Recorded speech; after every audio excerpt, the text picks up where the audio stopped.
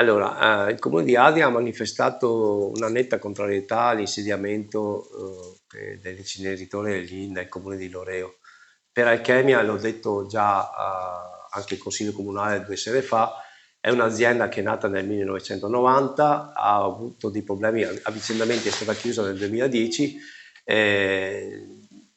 per un fallimento, hanno messo in vendita gli impianti, è stata acquisita. Dal 2020 praticamente questo nuovo proprietario ha iniziato una serie di incontri con la provincia e ha ottenuto dopo 5 anni le autorizzazioni necessarie dopo una serie infinita di prescrizioni e cose.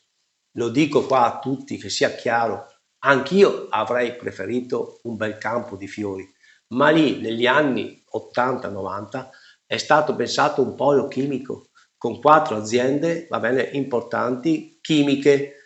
Adesso capite benissimo che chi ha comprato quegli immobili lì hanno una vocazione industriale chimica.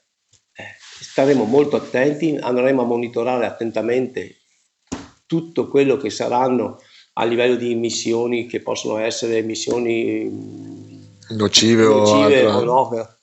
Mi hanno scritto che non ci sono PFAS di lavorazione in quella azienda lì, saranno 60 inizialmente /80 dipendenti che andranno a lavorare, staremo attenti, staremo sul pezzo. Diverso il discorso dei inceneritori. Però le faccio una domanda fuori onda. Un sindaco che strumenti ha per bloccare un permesso che poi arriva dalla regione o da Roma? Allora, nel 2013 o 2014 venne da me, sono venuti da me 2 persone che volevano aprire una specie di inceneritore per bruciare i copertoni delle auto, quelle cose. In quel momento lì, siccome dovevamo creare un percorso anche urbanistico per creare questo, ho detto chiaramente di no, perché devo andare in consiglio comunale, varianti, questo e ho detto di no. In quel momento lì si possono bloccare le cose, ma se c'è già un'area predisposta per fare questo, perché i precedenti piani hanno previsto che lì ci fossero queste aziende che hanno una vocazione chimica, in questo momento qua io non posso fare se non fare delle osservazioni.